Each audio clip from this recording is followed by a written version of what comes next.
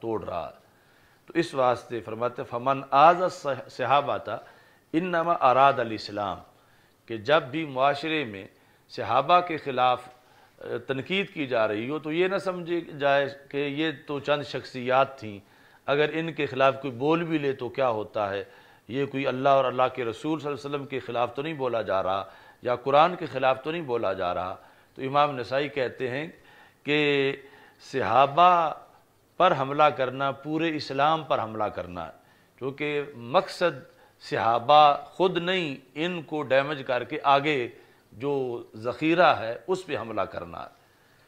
فمن آذ الصحابۃ انما اراد الاسلام، مثال دے کے کہتے ہیں کمن نکر الباب انما یرید دخول الدار، کہ جو دروازہ کھٹکھٹا رہا ہو تو اس کا مقصد اندر داخل ہونا ہے، دروازے سے اس کا کوئی کام نہیں ہے، دروازہ تو رکاوٹ بنا ہوا ہے اندر داخل ہونے سے، اس لیے وہ دروازے کو زور زور سے مار رہا ہے کہ یہ ٹوٹے یا اس کو کوئی کھول دے تو میں اندر داخل ہو جاؤں۔ تو خود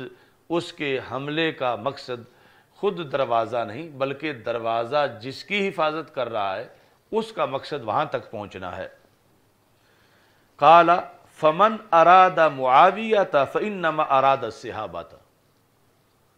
کہ جس نے حضرت امیر معاویہ رضی اللہ تعالیٰ عنہ پہ حملہ کیا اس نے سارے صحابہ پہ کیا،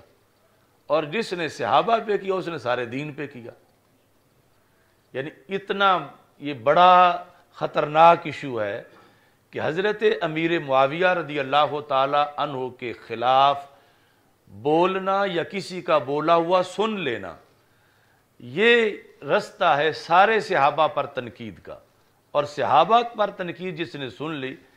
وہ پھر یہ سمجھے کہ اس نے قرآن پر تنقید سن لی، اس نے اللہ اور اللہ کے رسول صلی اللہ علیہ وسلم پر تنقید سن لی۔ تو اس بنیاد پر یعنی یہ جامع اور شاندار مثال دے کر حضرت امیر معاویہ رضی اللہ تعالیٰ عنہ نے سمجھایا۔ حضرت امام نسائی نے ان سے جو پوچھا گیا کہ حضرت امیر معاویہ کے بارے میں کیا آپ کا خیال ہے، تو انہوں نے یہ کہا کہ صحابہ تک پہنچنے کے لیے حضرت امیر معاویہ پہ حملہ کیا جاتا ہے، اور پھر دین تک پہنچنے کے لیے صحابہ پہ حملہ کیا جاتا ہے۔ تو آغاز حضرت امیر معاویہ رضی اللہ تعالیٰ عنہ سے ہوتا ہے اور اختتام پورے دین پر حملے پہ ہوتا ہے، اور یہ یعنی کتنی صدیاں پہلے انہوں نے کہا اور حالات نے یہی ثابت کیا۔ تو اس بنیاد پر یعنی لوگوں میں یہ تبلیغ کرنی چاہیے کہ حضرت امیر معاویہ رضی اللہ تعالیٰ عنہ پر تنقید کو آسان نہ سمجھیں اور معمولی نہ سمجھیں کہ یہ تو پھر کون سے عشرہ مبشرہ میں سے ہیں، یہ کون سے خلفائے راشدین میں سے ہیں، تو ان پر کوئی کر بھی لیں یا اس طرح بول بھی لیں تو کوئی بات نہیں۔ یعنی اتنا خطرناک ہے ان کے خلاف بولنا کہ ان کے خلاف بولے گا تو پھر سارے صحابہ علیہم رضوان تک پہنچے گا، اور صحابہ پر تنقید بولنے کری اور سننے کی عادت بن گئی تو پھر سارا دین جو ہے وہ غیر محفوظ ہو جائے گا۔ تو اس واسطے حفاظت دین کے لیے لازم ہے حفاظت صحابہ، اور حفاظت صحابہ کے لیے لازم ہے حفاظت ناموس معاویہ رضی اللہ تعالیٰ عنہم، تاکہ یہاں سے ہی بے لگام نہیں ہوگا تو پھر آگے سارا دین محفوظ رہے گا، اور اگر یہاں سے اس کا منہ کھل گیا تو پھر آگے بند نہیں ہوگا، چونکہ مقصد جو ہے وہ خود دروازہ نہیں ہوتا بلکہ دروازے سے گزر کے آگے حملہ کرنا جو ہے وہ مقصد ہوتا۔ تو یہ سنبھال کے رکھنا اپنے پاس یہ حوالہ۔ اچھا جی، تو یہاں پر انہوں نے یہ کہا کہ ایک ہوتا ہے لفظ ذبح، ایک ہوتا ہے ذبح، تو فلاں بندہ جانور کو ذبح کر رہا ہے، ذبح نہیں کر رہا، کیونکہ وَفَدَيْنَاهُ بِذِبْحٍ عَظِيمٍ، ذبح اس جانور کو کہا جاتا ہے جس کو ذبح کیا جاتا ہے، یعنی جو بندے کا عمل ہے وہ ذبح ہے، وہ ذبح نہیں ہے۔ ذبح جو ہے وہ دمبے کو کہا جائے گا، بکرے کو کہا جائے گا، جانور جس کو ذبح کیا جا رہا ہے اس پر اس کا اطلاق ہوگا۔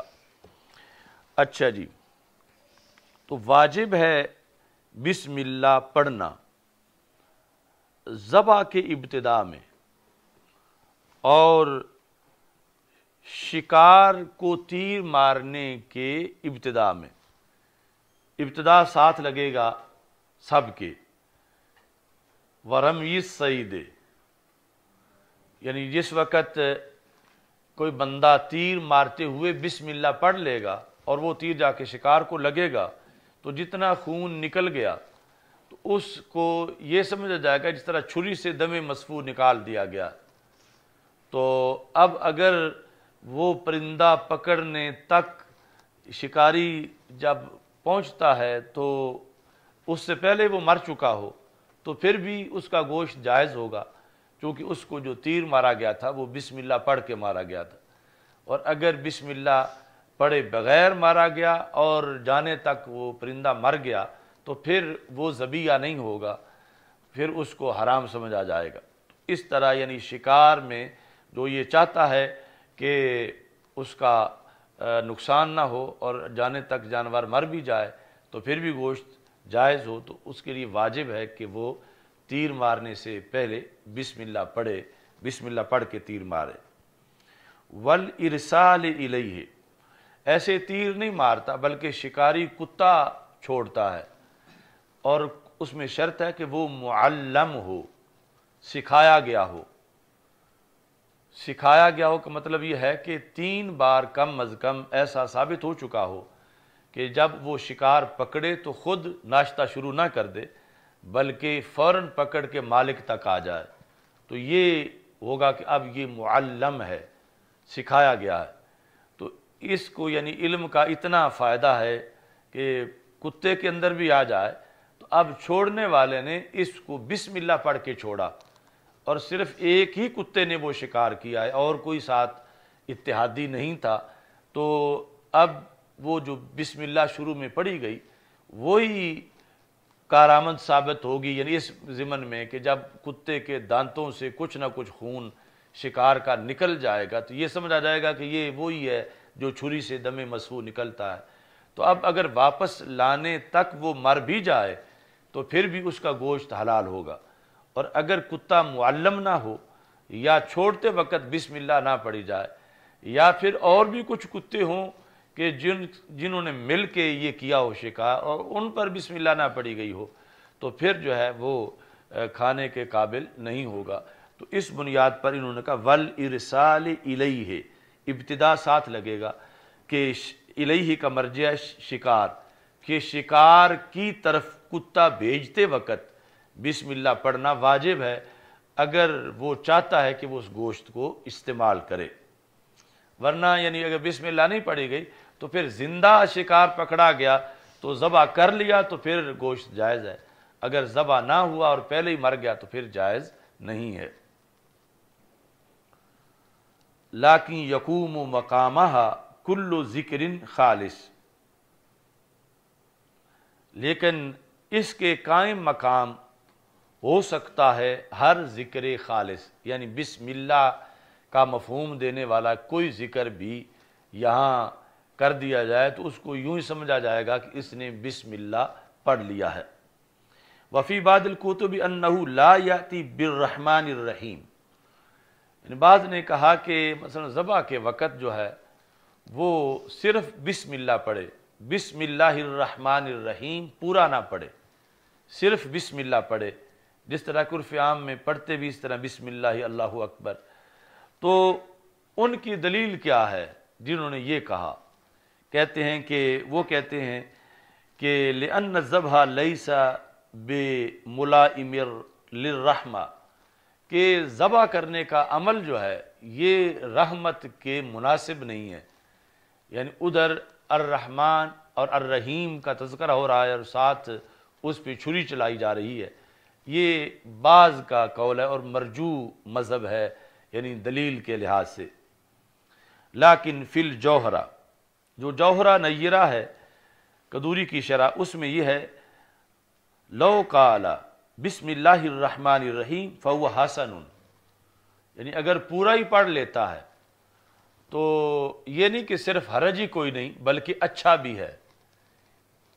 بسم اللہ اللہ اکبر پڑھنا جائز ہے، یعنی اس سے مقصد پورا ہو جائے گا لیکن بسم اللہ الرحمن الرحیم پڑھنے میں بھی کوئی حرج نہیں، بلکہ وہ تو حسن ہے اگر ساتھ الرحمن اور الرحیم کے جو اللہ کے اسماء ہیں ان کی ساتھ تلاوت کر لے تو مزید فائدہ ہو جائے گا۔ اچھا جی، وفی ابتداء الفاتحہ فی کل رکعۃ، ایسے ہی عطف ہوگا فی ابتداء ذبح پر اور تاجب و ساتھ لگے گا کہ واجب ہے ابتداء فاتحہ میں ہر رکعت میں بسم اللہ الرحمن الرحیم کا پڑھنا۔ یہ ایک قول ہے، قیل وہو قول الاکثر لیکن الاصح انہ سنت، یعنی جو ہماری فقہ رائج ہے کتابوں میں اس میں یہی ہے کہ ہمارے نزدیک احناف کے نزدیک ہر رکعت کے آغاز میں فاتحہ سے پہلے بسم اللہ پڑھنا سنت ہے، یہ واجب نہیں ہے۔ تو ایک روایت واجب کی ہے، لیکن انہوں نے یہاں جس طرح کہا تھا کہ میں بتاؤں گا کہ اصح کیا ہے صحیح کیا ہے، تو اصح یہ ہے کہ یہ سنت ہے،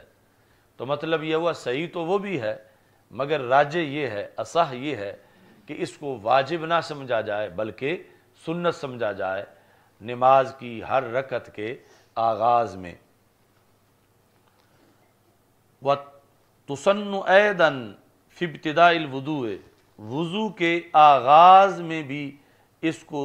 سنت قرار دیا گیا ہے، وَالْأَكْلِ، اور کھانے کے آغاز میں بھی، وَفِي ابْتِدَاءِ كُلِّ أَمْرٍ ذِي بَالٍ، ہر امر جو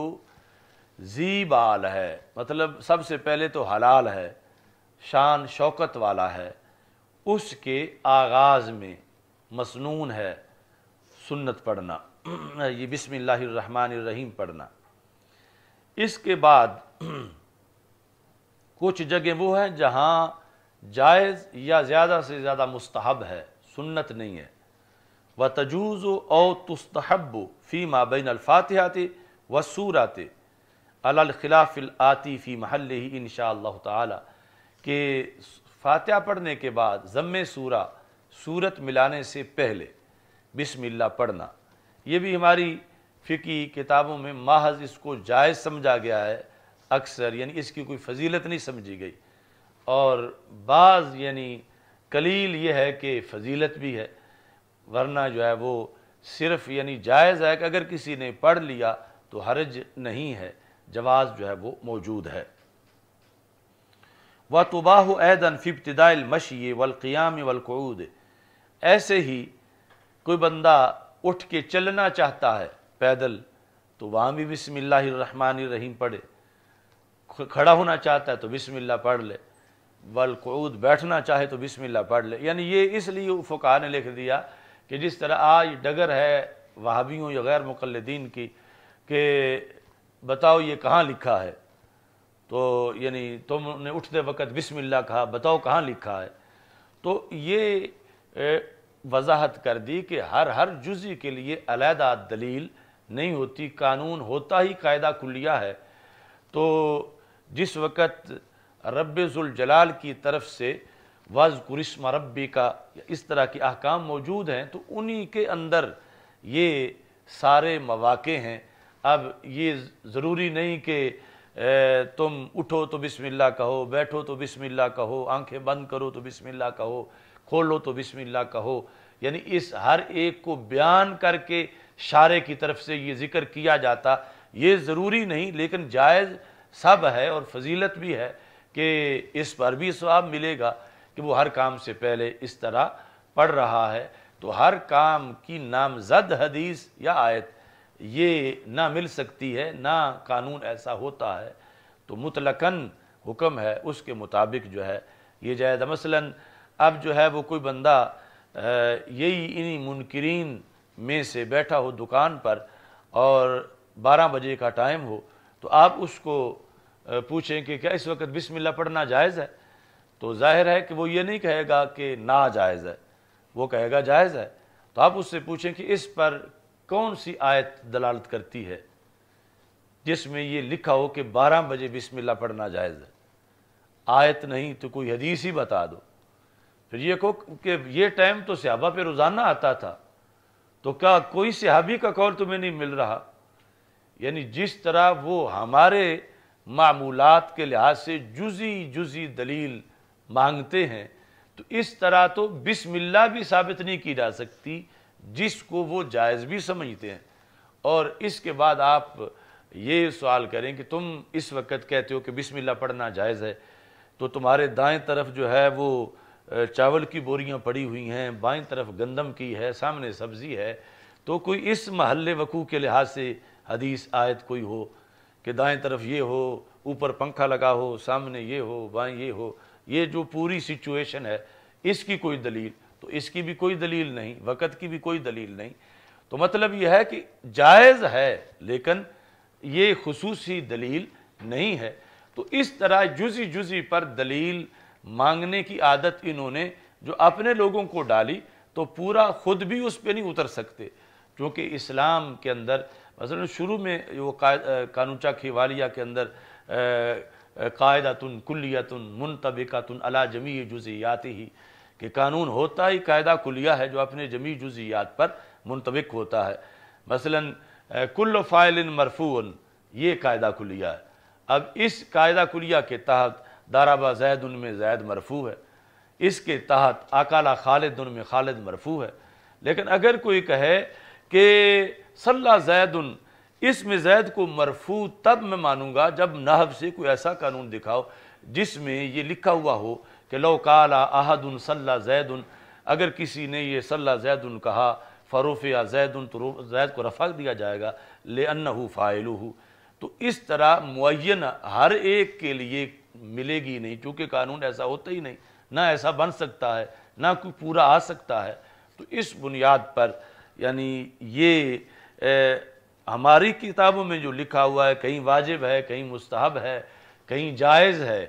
تو یہ مستحب اور جائز کے لحاظ سے کوئی مستقل کسی دلیل کی کوئی ضرورت نہیں ہے۔ اس میں جو کلی آیات موجود ہیں، احادیث موجود ہیں مطلقاً اللہ کا نام لینے کے لحاظ سے، وہی دلیل ان کے اندر کافی ہے۔ اچھا جی، اس کے بعد انہوں نے یہ کہا کچھ مقامات وہ ہیں جہاں پہ بسم اللہ الرحمن الرحیم پڑھنا مکروہ ہے۔ یہ بات بھی اہم ہے۔ کچھ لوگ ان کا یہ ذہن ہے کہ جب بسم اللہ اچھا کلمہ ہے، اتنا برکت والا، تو جو جس حالت میں بھی پڑھ رہا ہے تو تمہیں تو خوش ہونا چاہیے کہ وہ بسم اللہ پڑھ رہا ہے، وہ کسی بسم اللات والمنات نہیں کہہ رہا۔ تو ہمارے نزدیک یہ ہے کہ یہ کلمہ برکت والا ہونا اپنی جگہ ہے، مگر یہ بھی دیکھیں گے کہ وہ کس جگہ پہ پڑھ رہا ہے، کس حالت میں پڑھ رہا ہے۔ کیونکہ اگر اس کی حالت ہی قابل اعتراض ہے تو پھر تو اس کلمے کی توہین ہوگی وہاں پر، تو پھر ہمارے لیے لازم ہوگا کہ اس کو روکیں کہ وہ نہ پڑھے۔ جس طرح آج یعنی قانونی طور پر قادیانی بسم اللہ الرحمن الرحیم نہیں پڑھ سکتے، اپنے شادی کارڈ پہ نہیں لکھ سکتے، تو وہ لکھوائیں تو انہیں اس پر قید ہوتی ہے قانونی طور پر۔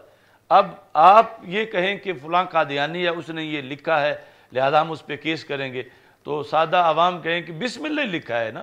تو اس میں تمہیں خوش ہونا چاہیے کہ اس نے بھی لکھا ہوا۔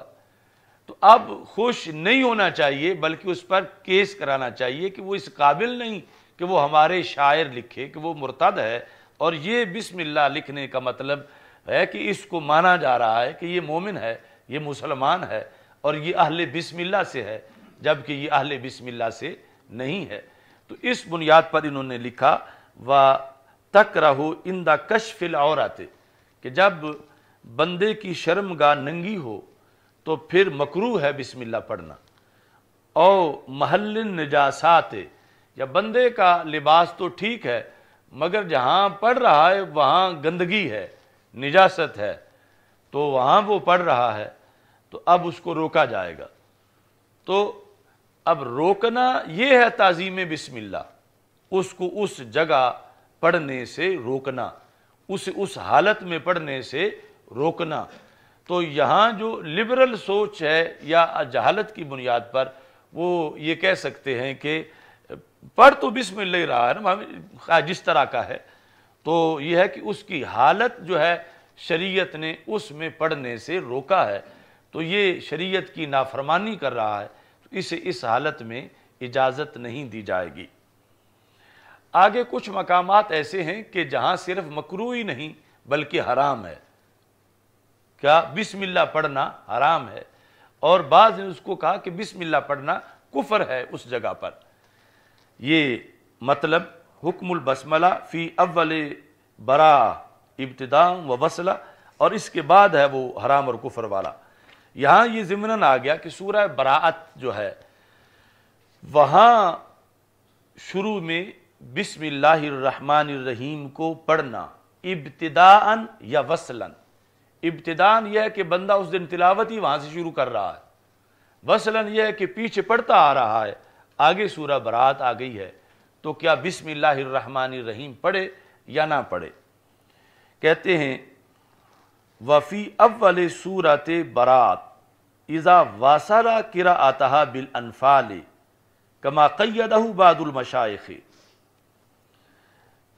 اچھا جی، یہ لگے گا پیچھے جو آ رہا ہے نا وَتَكْرَهُ عِنْدَ کشف العورات او محل نجاسات وفی اول سورۃ براءت، کہ مکروہ ہے سورہ براءت کے آغاز میں پڑھنا، کب کہ جب وصل کر رہا ہو، یعنی دوران تلاوت انفال ختم ہوئی ہے اور براءت شروع ہوئی ہے، تو وہاں بسم اللہ الرحمن الرحیم درمیان میں پڑھنے کو یہ بعض مشائخ نے تقییداً یعنی اس حالت میں مقید کیا، یعنی وہ جو ابتدا والا ہے اس کو نکالنے کے لیے کہ اگر مسلسل پڑھتا آ رہا ہے تو پھر انفال کے ساتھ جب براءت کو لگائے متصل پڑھے، تو یہاں بسم اللہ پڑھنے کو بعض مشائخ نے یہاں بھی مکروہ قرار دیا ہے۔ اس کا مطلب بنا کہ ابتداءً گنجائش ہے، یعنی جب نئے سرے سے وہ شروع کر رہا ہے صبح تلاوت اپنی اور وہاں سے ہی شروع کر رہا ہے، تو پھر اس میں اتنی سختی نہیں جتنی کہ اس صورت میں ہے کہ جب وصل کرے اور پھر بسم اللہ پڑھے۔ ساتھ یہ کہا کہ وَإِنْدَ شُرْبِ الدُّخَانِ، حکا یا سگریٹ پیتے وقت بسم اللہ الرحمن الرحیم پڑھنا، اور نحوی ہی یا اس طرح کی ہر چیز جو مکروہ ہے، من کل ذی رائحۃ کریہۃ کاکل سوم و بصل، تھوم، لہسن اور پیاز،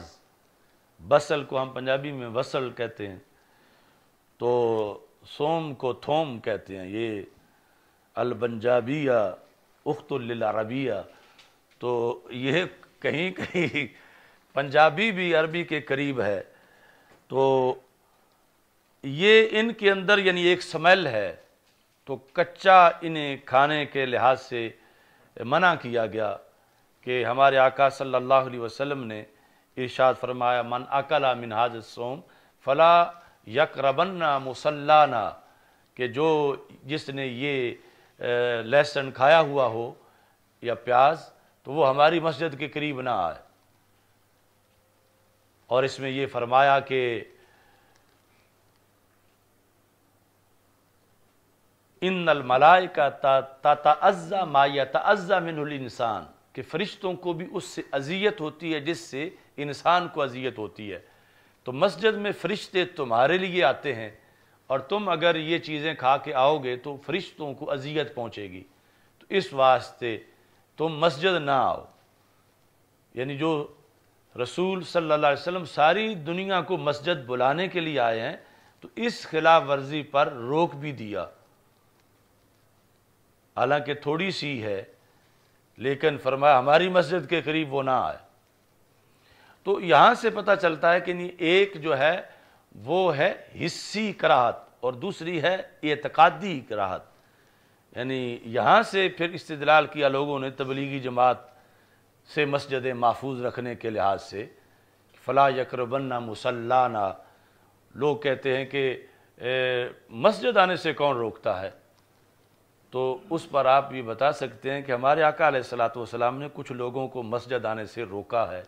حالانکہ ان کا عقیدہ صحیح تھا، پھر بھی روک دیا، اور ان کا تو عقیدہ بھی نہیں صحیح، تو وہ تھی ظاہری طور پر ایک سمیل آ رہی تھی حسی، اور ظاہر ہے کہ حسی سمیل سے فکری سمیل جو ہے، اعتقادی سمیل، وہ زیادہ خطرناک ہے اور زیادہ باعث اجتناب ہے۔ اس واسطے یعنی رسول اکرم صلی اللہ علیہ وسلم نے آپ محافظ ہیں حقوق ملائکہ کے بھی، جس طرح محافظ ہیں حقوق انسان کے، تو فرمایا وہ بھی میری امت میں ہیں، ان کے حقوق متاثر ہوتے ہیں، تو وہ تو تمہارے لیے دعا مانگنے کے لیے آتے ہیں، تو تم مسجد آتے وقت یہ استعمال نہ کرو، یعنی یا تو کافی پہلے پھر اچھی طرح منہ ستھرا کر لو، یا پھر یہ کہ پکا کے کہ پھر یہ سمیل ختم ہو گئی ہو، تو اس طرح منع کیا رسول اکرم صلی اللہ علیہ وسلم نے۔ اچھا جی، آگے ہے حرام، وَتَحْرُمُ عِنْدَ اسْتِعْمَالِ مُحَرَّمٍ، ایسی چیز جو واضح حرام ہے اس کو استعمال کرتے وقت بسم اللہ پڑھنا حرام ہے۔ یعنی یہاں یہ سوچ کے چلو وہ تو کام حرام ہے لیکن کچھ نہ کچھ تو ثواب مل جائے گا بسم اللہ پڑھ لے اگر، تو یہ بہت غلط سوچ ہے کہ شراب پیتے وقت اگر کسی نے معاذ اللہ بسم اللہ پڑھا یا زنا سے پہلے، تو ایک فتویٰ تو کفر کا ہے اور کم از کم حرام کا ہے، کہ یہ عمل اس کا حرام ہے، کہ یہ بسم اللہ الرحمن الرحیم کی توہین ہو رہی ہے کہ شراب سے پہلے اس کو پڑھا جا رہا ہے۔ وَتَحْرُمُ عِنْدَ اسْتِعْمَالِ مُحَرَّمٍ، حرام ہے بسم اللہ پڑھنا محرم کے استعمال سے پہلے، حرام چیز کے، بل یہ آگے ہے ترقی، بل فی البزازیۃ، فتاوی بزازیہ میں ہے، یکفر من بسمل عند مباشرات کل حرام قطعی الحرمات، کہ جس نے حرام سے پہلے بسم اللہ پڑھا، ایسا حرام کہ جو قطعی حرام ہے، اس سے پہلے جس نے بسم اللہ پڑھا تو وہ کافر قرار دیا جائے گا۔ یکفر، یہ ہے بل سے، یعنی پہلا حرام والا تھا اور آگے یہ ایک قول جو ہے وہ کفر والا بھی ہے کہ اتنے کام سے وہ کافر ہو جائے گا۔ بل یکفر من بسملہ، یعنی عام عرف میں بولتے وقت بڑا خطرہ ہوگا کہ جس نے بسم اللہ پڑھی وہ کافر ہو جائے گا، تو عام بندے سمجھیں گے کہ بسم اللہ والا کافر ہوگا تو مسلمان پھر کون ہوگا؟ تو یکفر من بسملہ عند مباشرت کل حرام، مباشرت کا مطلب ہے بالفعل کوئی کام کرنا، عند مباشرت، یہ جدید عربی میں بھی یہ مثلا جتنی مشینیں آٹومیٹک ہوتی ہیں تو اس پر وہ لکھ دیتے ہیں کہ مباشرت العمل، کے یہاں بچ کے دور کھڑے رہنا، یا اچانک چل جاتی ہے، تو مطلب یہ بالفعل کسی کام کے اندر عملاً کوئی کام کرنا، یہ ہے مباشرت ایک لحاظ۔ ایک تو تم نے فقہ میں پڑھی ہوئی ہے کپڑے اتارنے کے لحاظ سے، یہ عند مباشرت کل حرام قطعی الحرمت، جو حرام ہو اور قطعی الحرمت ہو اس کو کرتے وقت عملاً بسم اللہ الرحمن الرحیم پڑھنا۔ فتاوی بزازیہ اور اس کے علاوہ جو چند فتاوی ہیں ان کے اندر اس کو کفر قرار دیا گیا۔ تو اس میں یعنی یہ ہے کہ احتیاط میں اگرچہ کافر نہ بھی قرار دیا جائے مگر حرام ضرور ہے، یعنی حرام ہونے میں کسی کا اختلاف نہیں ہے، کفر ہونے میں اختلاف ہے مگر حرام ہونے میں اختلاف نہیں ہے کہ جب اس نے قطعی الحرمت کام سے پہلے معاذ اللہ بسم اللہ کو پڑھا تو اس نے حرام کا ارتکاب کیا۔ وَقَذَا تَحْرُمُ عَلَى الْجُنُبِ إِن لَّمْ يَقْصُدْ بِهَا الذِّكْرَ، ایسے ہی جنبی نے اگر تلاوت کے قصد سے پڑھا تو حرام ہے۔ تو فقہ میں یعنی ایک ہے بطور ذکر پڑھنا، ایک ہے بطور تلاوت پڑھنا، اس میں فرق کیا گیا ہے۔ یعنی ایک بندہ کوئی ورد وظیفہ پڑھتا ہے تو یا خاتون جو حیض میں ہے یا جنبی، تو اس کے ساتھ پڑھا گیا بسم اللہ، وہ علی قصد تلاوت شمار نہیں ہوگا، تو وہاں یعنی حرام ہونے کا قول نہیں ہوگا۔ اور جس وقت وہ قصد تلاوت سے اس کو پڑھے گا تو پھر حرام کا قول کیا جائے گا۔ وَقَذَا تَحْرُمُ عَلَى الْجُنُبِ إِن لَّمْ يَقْصُدْ بِهَا الذِّكْرَ، یہ مقید ہے، یعنی جنبی اگر اس کے ساتھ ذکر کا ارادہ نہ کرے، ذکر کا ارادہ، تو پھر یہ حرام ہے۔ یہ بیان کرنے میں تھوڑا سا اس میں فرق آیا ہے، یعنی ذکر کا ارادہ إِن لَّمْ يَقْصُدْ بِهَا الذِّكْرَ، اگر ذکر کا ارادہ نہ کرے تو پھر حرام ہے، اور اگر یعنی ذکر کے ارادے پر، یعنی جس طرح ورد وظیفہ کسی کا ہے کرتا ہے تو پھر حرام نہیں ہے۔ اچھا جی، وَأَمَّا الْحَمْدَلَةُ فَتَجِبُ فِي الصَّلَاةِ وَتَسُنُّ فِي الْخُطَبِ وَقَبْلَ الدُّعَاءِ وَبَعْدَ الْأَكْلِ وَتُبَاحُ بِلَا سَبَبٍ۔ ہاں الحمدللہ پڑھنا نماز میں واجب ہے، یعنی پھر وہ سورہ فاتحہ مکمل۔ خطب جو ہیں ان کے اندر سنت ہے، یعنی کوئی خطبہ نکاح ہو، جمعہ ہو، خطبہ عید ہو، خطبہ کتاب ہو، اور دعا سے پہلے بھی سنت ہے الحمد پڑھنا، کھانے کے بعد بھی شکر الحمدللہ۔ وَتُبَاحُ بِلَا سَبَبٍ، اور یہ اسباب نہ ہوں مباح پھر بھی ہے، یعنی کوئی کہے الحمدللہ تو آپ اعتراض نہیں کر سکتے کہ یہ تم نے خطبہ تو کوئی نہیں دیا تو الحمدللہ کیوں پڑھا ہے، یا کھانا تو نہیں کھایا، یہ تو کھانے کے بعد پڑھا جاتا ہے، تو بلا سبب بھی مباح ہے۔ پھر وَتَكْرَهُ فِي الْأَمَاكِنِ الْمُسْتَقْذَرَةِ، گندی جگہوں پہ مکروہ ہے۔ وَتَحْرُمُ بَعْدَ أَكْلِ الْحَرَامِ، حرام کھانے کے بعد یہ پڑھنا حرام ہے۔ بل فی البزازیات، پھر یہاں بھی وہ بزازیہ والا قول آیا، انہو اختلف فی کفرہ، کہ اس کے کفر کے اندر اختلاف ہے۔ تو پیچھے انہوں نے اختلاف کا ذکر نہیں کیا بسم اللہ والے مسئلے پر، تو ہے وہاں بھی اختلاف، کفر میں اختلاف ہے، لیکن حرام ہونے کے لحاظ سے جو ہے یہاں پر اتفاق ہے کہ یوں پڑھنا بسم اللہ الرحمن الرحیم اور الحمدللہ حرام سے پہلے یا حرام کے بعد وہ عمل جو ہے حرام قرار پائے گا۔ چلو الحمدللہ رب العالمین والعاقبۃ للمتقین والصلاۃ والسلام علی رسول الکریم، استغفر اللہ لا الہ الا اللہ وحدہ لا شریک لہ لہ الملک ولہ الحمد وہو علی کل شیء قدیر۔ ہمارے ایک دوست ہیں، ان کی ہمشیرہ، ان کی عالیہ کی ہمشیرہ فوت ہو گئی ہیں، ان کے لیے فاتحہ خوانی کریں۔